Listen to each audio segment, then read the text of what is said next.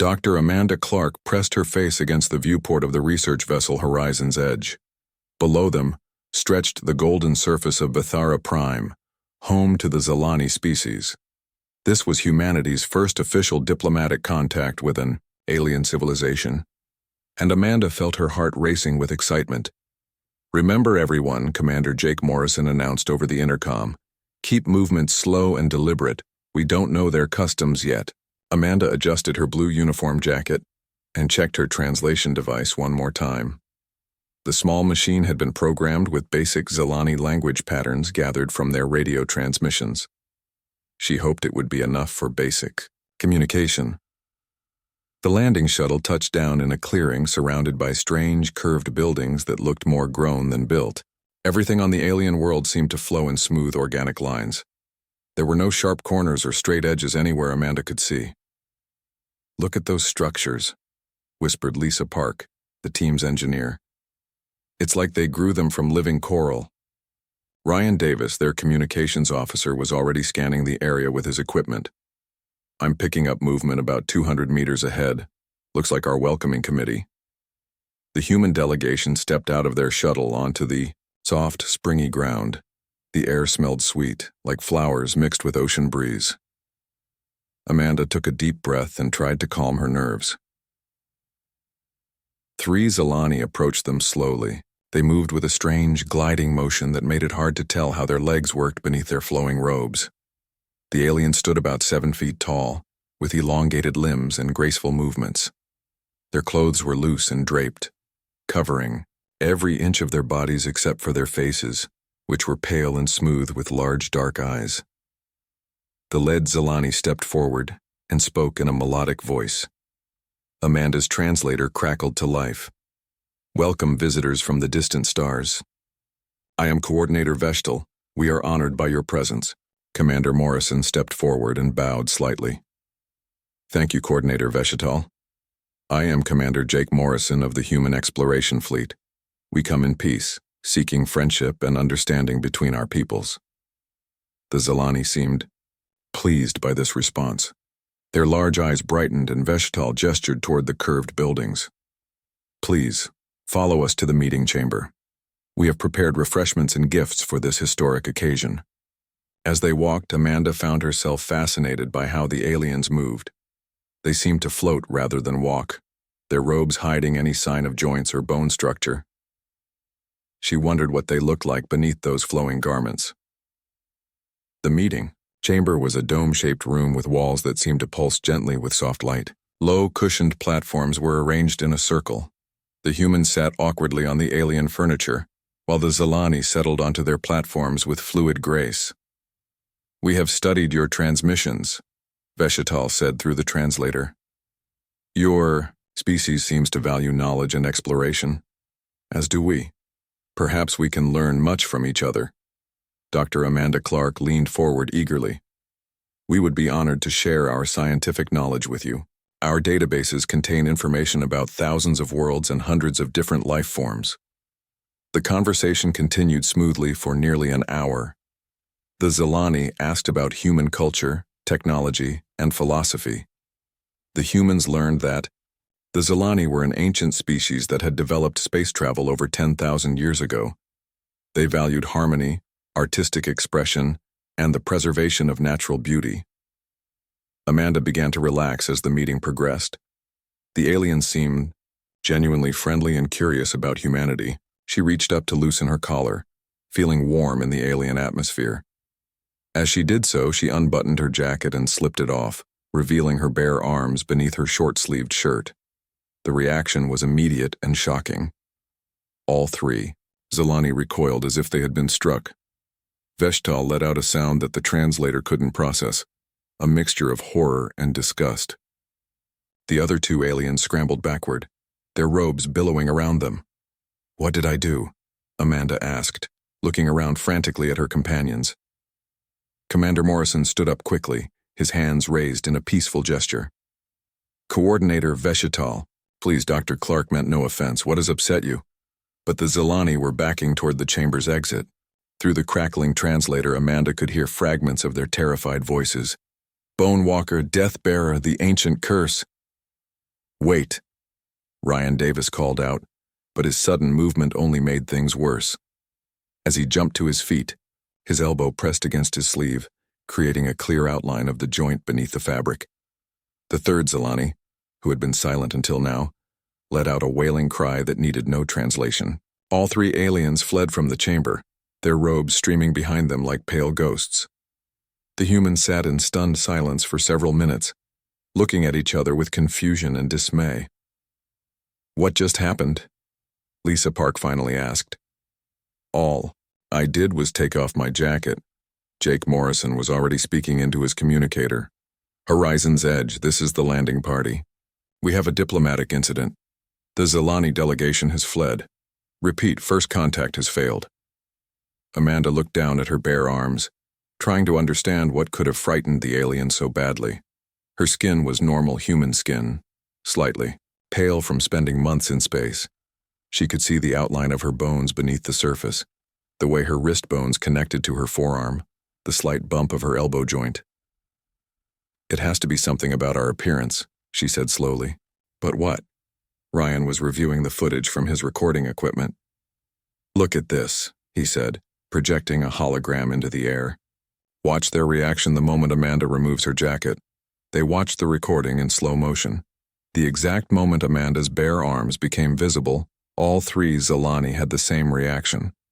Their large eyes had focused immediately on her arms, specifically on the areas where her bones were most visible beneath her skin. "They're afraid of our bones," Lisa said quietly. "But that doesn't make any sense. Every living creature has a skeleton." "Maybe not every creature," Amanda replied, thinking hard. "Look at how they move, how their clothes hide their entire bodies. What if they don't have rigid internal structures like we do?" Commander Morrison was trying to re-establish contact with the Zalani through his communicator, but receiving only silence in response. "Whatever the reason, we've just lost our first chance at peaceful alien contact, and we don't even know why." The four humans gathered their equipment and returned to their shuttle, leaving behind the curved alien buildings and the mystery of why their very bodies seemed to inspire terror in an advanced alien civilization. As they lifted off from Vithara Prime, Amanda stared out at the golden world growing smaller beneath them, knowing that humanity had just encountered something far stranger than they had ever imagined. The stars had seemed so welcoming just hours before. Now they felt cold and distant, full of unknown dangers and fears that humanity didn't even understand yet. 3 months after the failed first contact with the Zalani, humanity encountered the Karathi Empire. This time, Admiral Kate Williams led the diplomatic mission from the battleship Terra Nova. She had studied the reports from Vithara Prime and made sure her entire crew wore long sleeves and gloves during all interactions. The Karathi were different from the Zalani. They stood 8 feet tall with thick muscular bodies covered in dark purple skin. Unlike the flowing robes of the Zalani, the Karathi wore fitted armor that still managed to hide any hint of internal structure. Their leader, War Commander Thokvar, spoke in deep, rumbling tones through the translation device. "Your species shows promise," Thokvar declared during their first meeting aboard the neutral station. "We have observed your expansion into space. The Karathi Empire values strength and determination." The negotiations went well for 2 days. The Karathi seemed impressed by human military technology and tactics. They offered trade agreements and shared star charts of the local sector. Admiral Williams began to hope that humanity had found its first real alien allies. Then Dr. Ben Collins made a mistake that changed everything. Ben was the mission's cultural anthropologist, eager to learn about alien societies. During a formal dinner with Karathi officials, he decided to share human customs by showing them family photos and medical scans that demonstrated human development from birth to adulthood. "This shows how human children grow," Ben explained, projecting images into the air above the dining table. "Here you can see the bone structure developing over time, from infant to adult." The reaction was immediate and violent. Thokvar roared and smashed his drinking cup against the wall.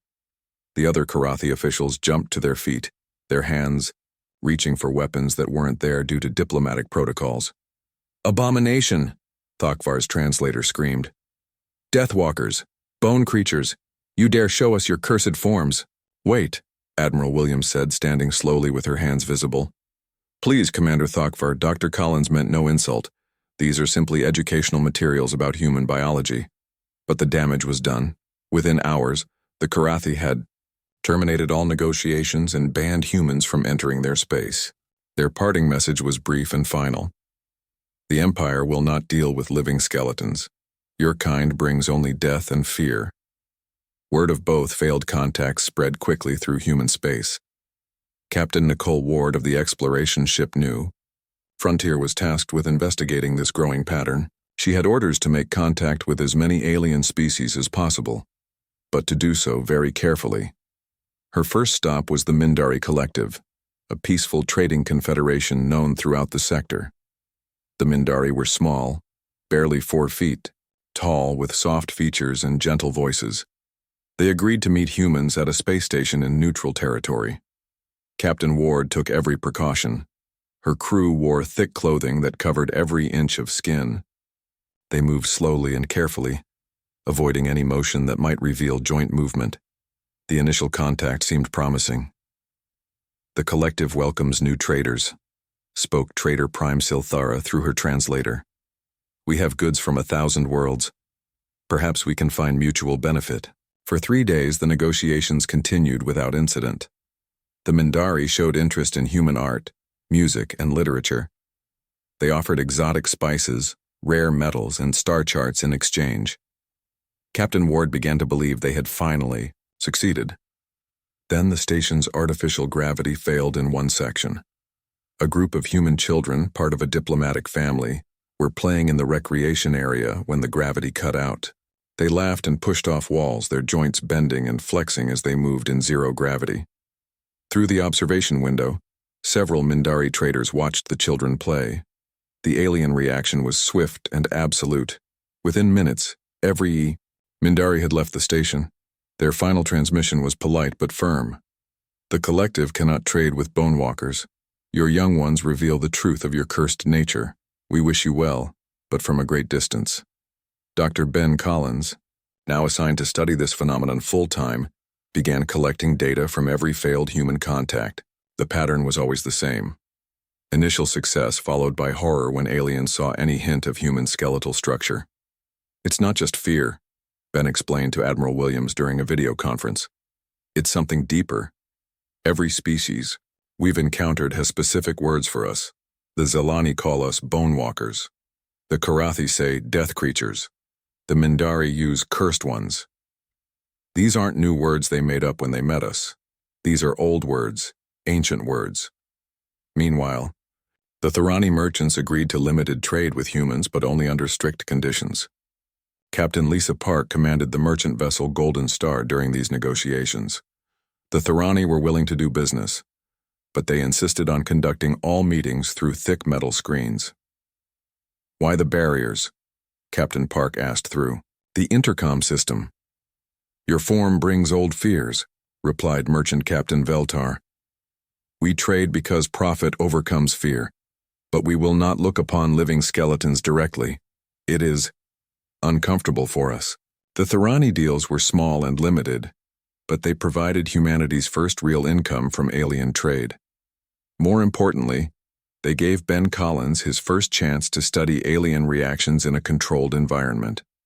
They're not afraid of our weapons or our technology, Ben reported after observing dozens of trade meetings. They're afraid of us. Specifically, they're afraid of our bones. Every time a human moves in a way that shows joint articulation, the aliens react with panic or disgust. The Galactic Council, a loose confederation of alien species, finally sent an official message to Earth. Ambassador Carl Mitchell received the transmission at the Sol System diplomatic station. To the human species, the message began. The Council acknowledges your desire for peaceful contact. However, your physical form causes distress among member species. If you wish to participate in galactic civilization, you must take steps to conceal the disturbing aspects of your anatomy during all public interactions. Carl read the message 3 times before fully understanding it. Humanity was being asked to hide their natural appearance just to exist in galactic society. They want us to cover up our bones, he reported to Earth Command. "Every joint, every place where our skeleton is visible beneath our skin. We have to hide what we are just to have conversations with them." But even as humanity struggled with this requirement, more disturbing reports came in from the outer colonies. Scout ships reported finding ancient ruins on dead worlds, ruins filled with images that looked remarkably similar to human skeletons. The aliens weren't just afraid of humanity, they were afraid of something that looked like humanity, something from their distant past. Dr. Collins received these reports with growing concern. The fear wasn't random or cultural, it was universal, ancient, and deeply embedded in alien psychology. Somewhere in the galaxy's history, something that looked like humans had left a mark so terrible that the memory persisted across millions of years and dozens of species. "We need to find out what happened," he told his research team. "Whatever caused this fear, it's connected to us somehow. And until we understand it, we'll never be truly welcome among the stars." Dr. Susan Hayes brushed dirt from the ancient stone tablet, her heart racing with excitement. The archaeological site on Kepler 442c had been dead for millions of years, but the ruins told a story that made her hands shake as she worked. "Pete, come look at this," she called to engineer Pete Watson, who was scanning the surrounding structures with his equipment. Pete jogged over, his boots crunching on the dry, lifeless ground. The planet had no atmosphere worth breathing, so both humans wore environmental suits. Through his helmet visor, Pete could see Susan kneeling beside a massive stone wall covered in carved images. "What did you find?" Pete asked, activating his helmet's recording system. Susan pointed to a series of carvings that ran along the wall like a comic strip. The images were crude but clear. They showed tall, thin figures with visible bone structures beneath their skin. These skeletal beings stood over cowering aliens of various species, some of which looked remarkably similar to the Zilani and Karathi that humanity had recently encountered. "Look at these inscriptions," Susan said, running her scanner over the ancient text. "My translation program is having trouble with the language, but I'm getting words like terror, deathbringers, and bone lords." Pete studied the carvings more closely. The skeletal figures were clearly the dominant force in these images. They carried strange weapons and rode in angular ships that looked nothing like the curved organic designs favored by modern alien civilizations. In every scene, the other species were fleeing or bowing before these bone creatures.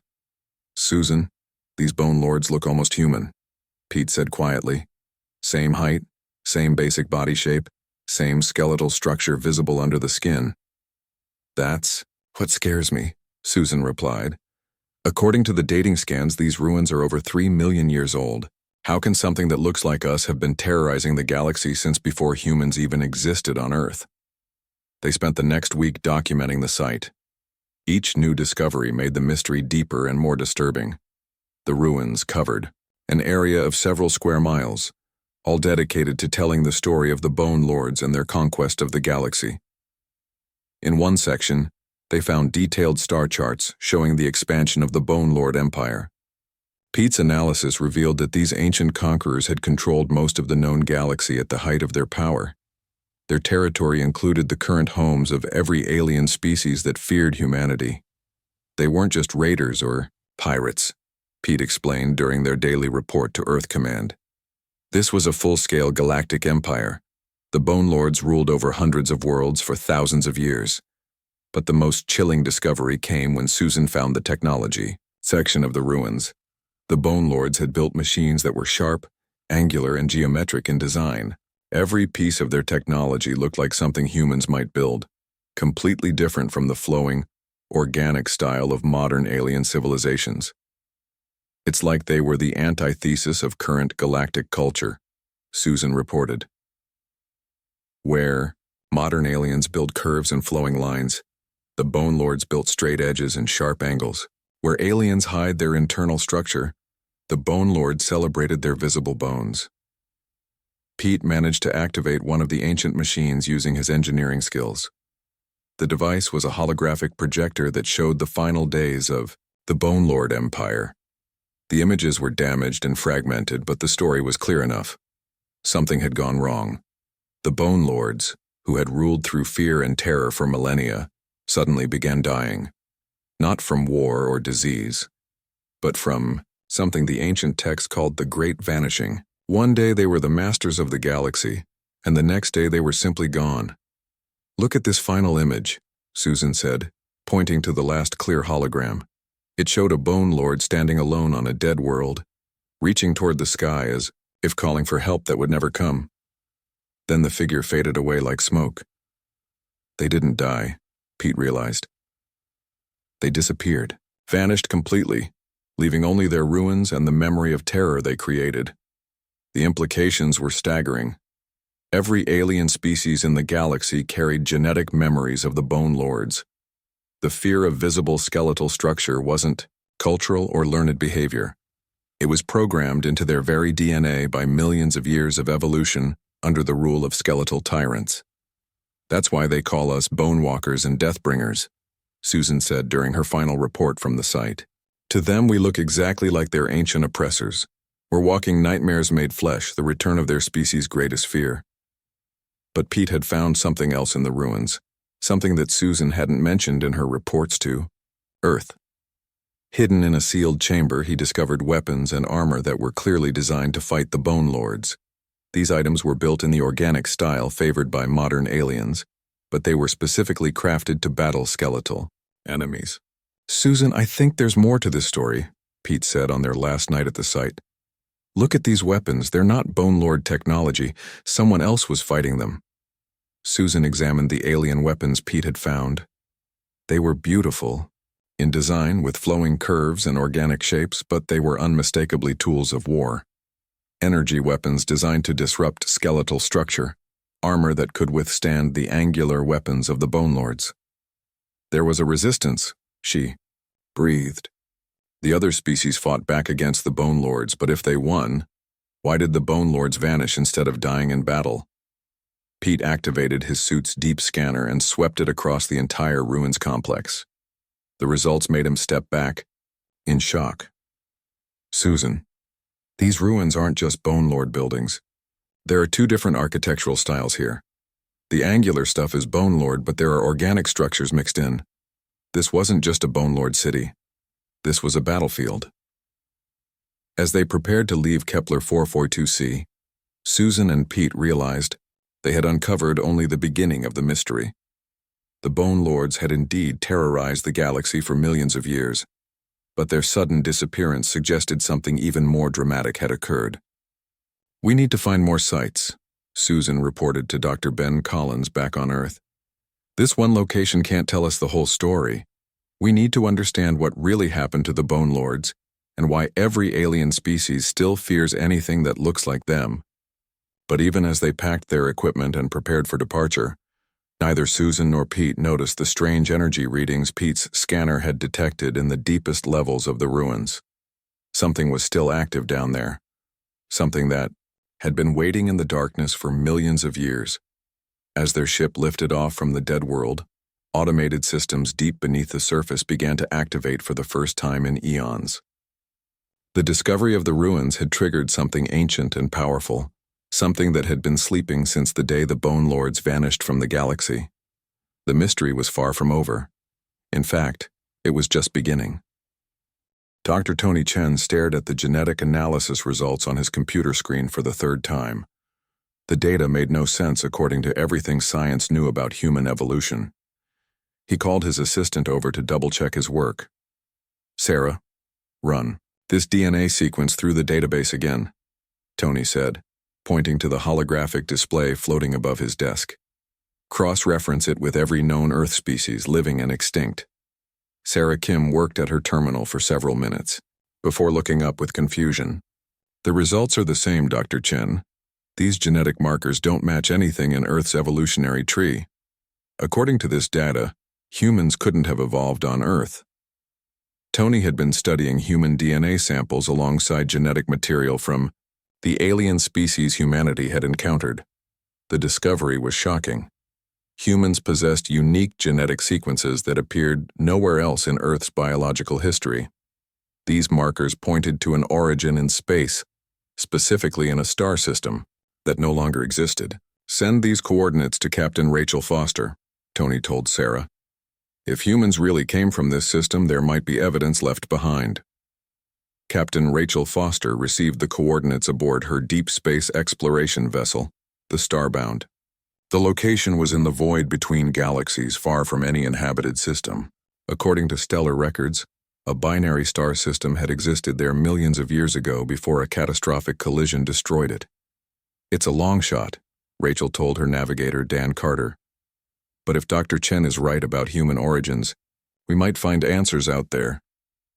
The journey took 2 months. When they arrived at the coordinates, Rachel's crew found exactly what Tony had predicted.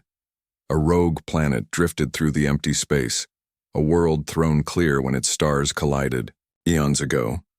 The planet was dead and frozen, but it wasn't empty. "Captain, I'm reading massive artificial structures on the surface," reported Chief Engineer Kate Miller. "Whatever built those cities, they were big." The landing party descended to the planet's surface in environmental suits. The cold was so extreme that their equipment barely functioned, but they could see the ruins clearly. Massive structures stretched across the frozen landscape, built in the same angular geometric style they had found on Kepler 442c. But these weren't Bone Lord buildings. They were different, more complex, with organic elements mixed into the geometric designs. Dan Carter took readings with his scanner while Rachel documented everything with her camera. "These buildings are older than the Bone Lord ruins," Dan reported. "Much older. I'm reading construction dates of over 5 million years." Rachel approached what looked like a control center. The building was partially buried in ice, but she could see strange symbols carved into the walls. As she touched one of the symbols, her suit's heating element must have triggered something. The symbol began to glow with soft blue light. "Dan, get over here," Rachel called. "Something's happening." Dan rushed over just as a section of the wall slid open, revealing a chamber that had been sealed for millions of years. Inside, they found technology that looked almost human in design, but far more advanced than anything modern humans had created. "Look at this," Rachel said, pointing to a bank of inactive computers. "The design is angular like human technology, but the materials are completely unknown." Dan began trying to activate the systems. His engineering background helped him identify what looked like power connections and interface panels. After an hour of careful work, he managed to bring one terminal online. The screen flickered to life, displaying symbols that slowly shifted into recognizable images. The computer was adapting its display for human understanding, recognizing something familiar in their presence. "It's responding to us," Dan said with amazement. "This machine recognizes human genetics." The computer began showing them images of the planet's history. 5 million years ago, this world had been home to a species that looked almost exactly like modern humans. But these ancient beings had developed technology that could modify their own bodies and genetics.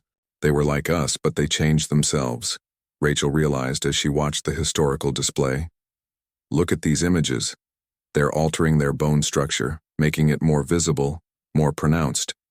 The computer showed the transformation of this ancient human civilization. They had deliberately modified their skeletons, making them into living frameworks that could be seen clearly beneath their skin. The reason became clear as the display continued. Something else lived in the galaxy millions of years ago. Beings of pure energy that could possess and control organic life forms. These energy beings, which the computer labeled as the true Bone Lords, could inhabit any living creature and use it as a puppet. That's why the ancient humans changed themselves, Dan understood.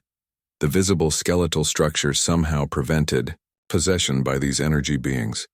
The computer showed how the modified humans had spread across the galaxy, not as conquerors, but as liberators. They freed world after world from the control of the energy parasites. But the other species, still under the influence of the true Bone Lords, saw only terror. The visible skeletons meant freedom, but to enslaved minds they represented death and destruction. The aliens weren't afraid of the ancient humans, Rachel realized. They were afraid because the true Bone Lords controlling them knew that skeletal beings meant their destruction. The computer revealed the final battle. The modified humans had developed a way to banish the true Bone Lords from normal space, sending them to another dimension. But the process required a terrible sacrifice. Every human in the galaxy had to give up their physical form to power the banishment. They saved the galaxy by destroying themselves, Dan said quietly. The ancient humans died to free every other species from slavery. But the computer had one more revelation. The genetic modifications the ancient humans had made to themselves were passed down through time. When life eventually evolved on Earth, it carried those same genetic markers. Modern humans were the descendants of the galaxy's greatest heroes, carrying in their DNA the same resistance to possession that had once freed the stars. That's why we look like the ancient liberators, Rachel understood. We are them, in a way. Their sacrifice created us. Dan continued working with the computer systems and made another discovery. The banishment of the true Bone Lords hadn't been permanent. It was more like a prison sentence, and the time was almost up. Captain, according to this data, the dimensional barrier is weakening, Dan reported with growing alarm. The true Bone Lords have been trying to break through for millions of years. They're almost succeeded. The computer began displaying current energy readings from across the galaxy. Strange signatures were appearing in distant star systems, the same type of energy that had once enslaved entire civilizations. The true Bone Lords were returning, and only beings with the genetic resistance of ancient humanity could stand against them. We need to get this information back to Earth immediately, Rachel ordered. If these energy beings are coming back, humanity is the galaxy's only hope of fighting them. As the Starbound prepared to leave the dead world, Rachel looked back at the ancient ruins one last time. Somewhere in the ice and darkness lay the remains of humanity's true ancestors, the heroes who had sacrificed everything to give the galaxy freedom. Now their descendants would have to finish what they started. The true Bone Lords were coming back, and the galaxy would once again need its living skeletons to stand guard against the darkness. The ancient war was about to begin again, and this time, humanity would know exactly why they were fighting. Ambassador Helen Parker stood before the assembled Galactic Council, her hands steady despite the weight of what she was about to reveal. Representatives from dozens of alien species sat in their curved, organic seats, all of them wearing thick clothing to avoid seeing any hint of her skeletal structure. Honored delegates, Helen began, her voice carrying clearly through the translation devices. I come before you today to share the truth about my species and yours. The fear you feel when you look at us is not your fault, but it is also not justified. Coordinator Veshetal of the Zilani shifted uncomfortably in his seat. Ambassador Parker, your people's appearance brings ancient terrors to our minds. This is not something that can be explained away with words. Helen activated the holographic projector she had brought with her. Images from the ancient ruins and the dead homeworld appeared in the air above the council chamber. These are not just words, Coordinator. This is your history and ours. The assembled aliens watched in stunned silence as Helen presented the evidence. The ancient humans who had looked like modern humanity. The true Bone Lords who had enslaved the galaxy. The terrible sacrifice that had freed every species from mental domination. Your ancestors lived as slaves for millions of years, Helen explained. They were not truly alive but puppets controlled by energy beings that fed on organic minds. The humans you fear in your genetic memory were not your oppressors. They were your liberators. War Commander Thokvar of the Karathi Empire stood up, his massive frame trembling with emotion. You claim our fear is misplaced? That your bone creatures were heroes? This is impossible to believe. I understand your doubt, Helen replied calmly. The true Bone Lords made sure you would fear the sight of visible skeletons even after they were gone. It was their final act of spite against those who had defeated them. Dr. Laura Evans stepped forward from the human delegation. She had spent months analyzing the genetic data and ancient computer records. We can prove what Ambassador Parker says is true. The genetic markers in every species here show evidence of past mental domination. Your DNA carries scars from millions of years of slavery. The chamber erupted in voices as delegates argued among themselves. The idea that their entire civilizations had been built by enslaved ancestors was difficult to accept. But the evidence was undeniable. Trader Prime Silthara of the Mindari Collective spoke in her soft voice. If what you say is true, then why do the energy beings return now? What has changed? Captain Victor Stone answered her question.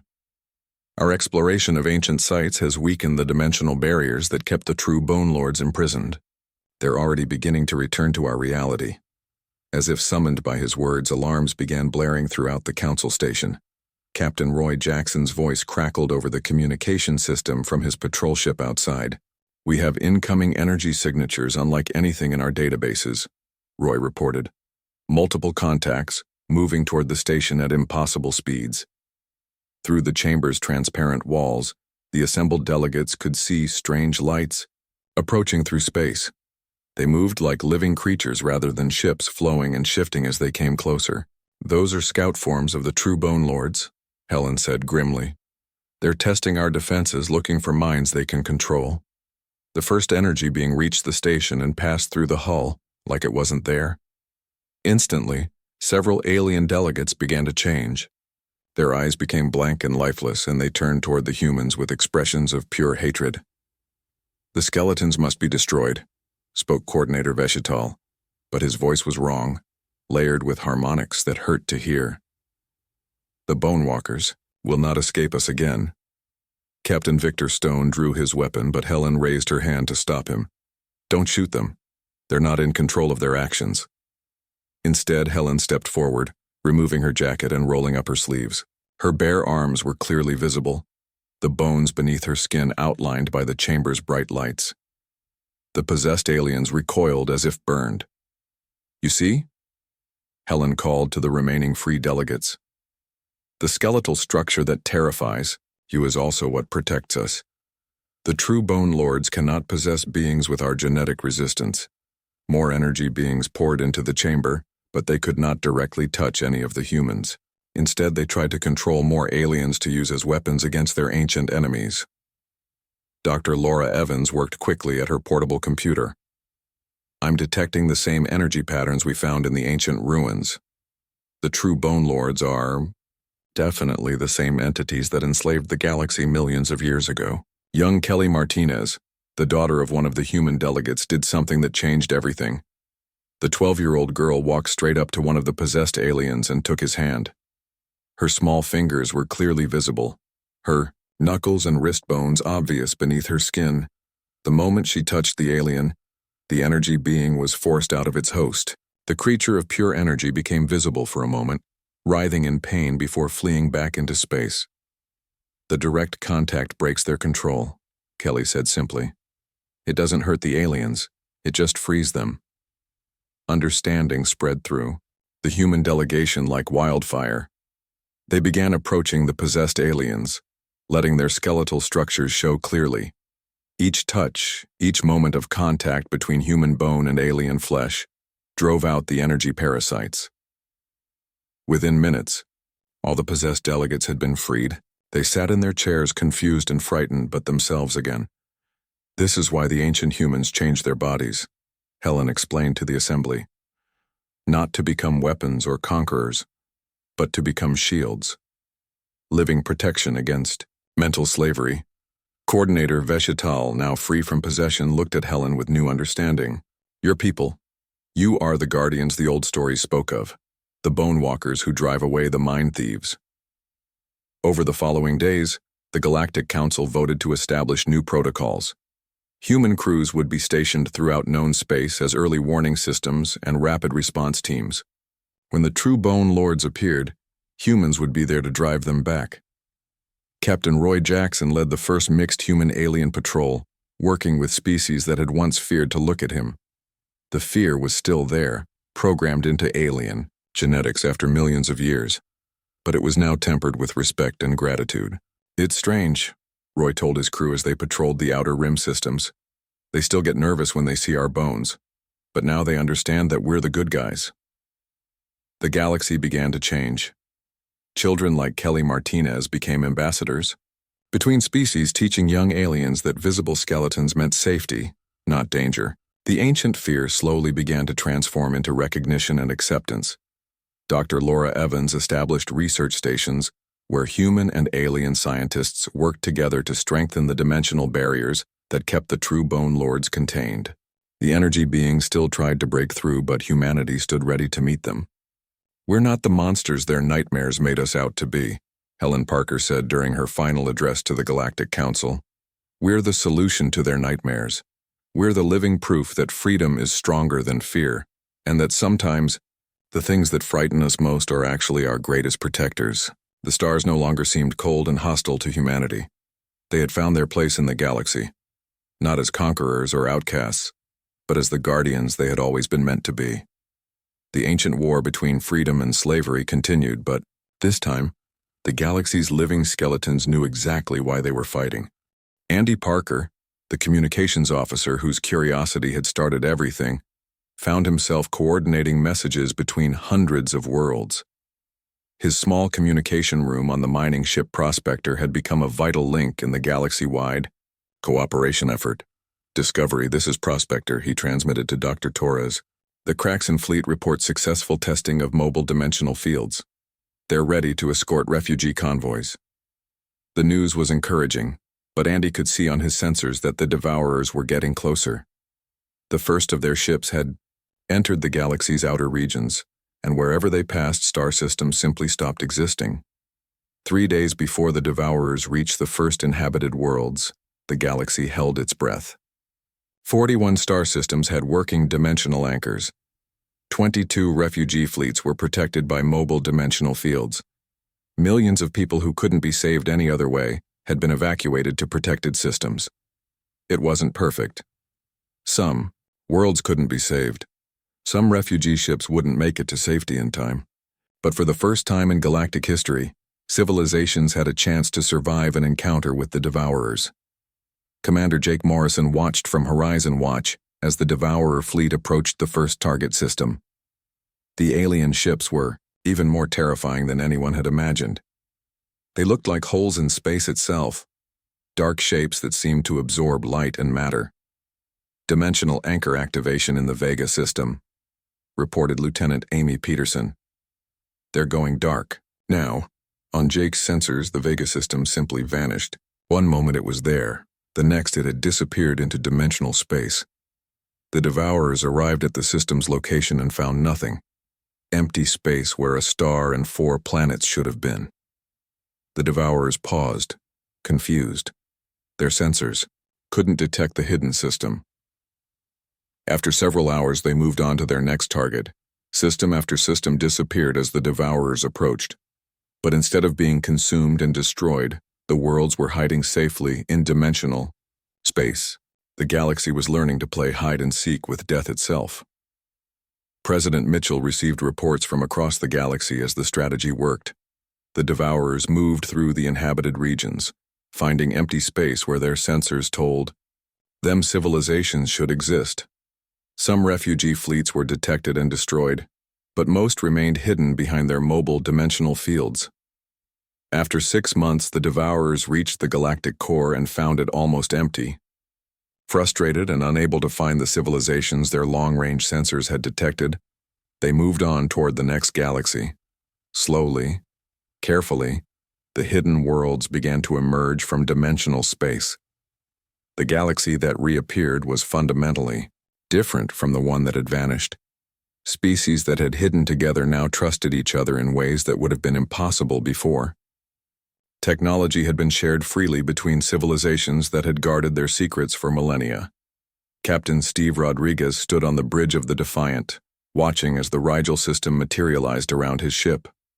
The evacuation was over. The ethereals could return to their homeworlds. The galaxy was safe. "Captain," Carol Hughes reported, "I'm receiving a transmission from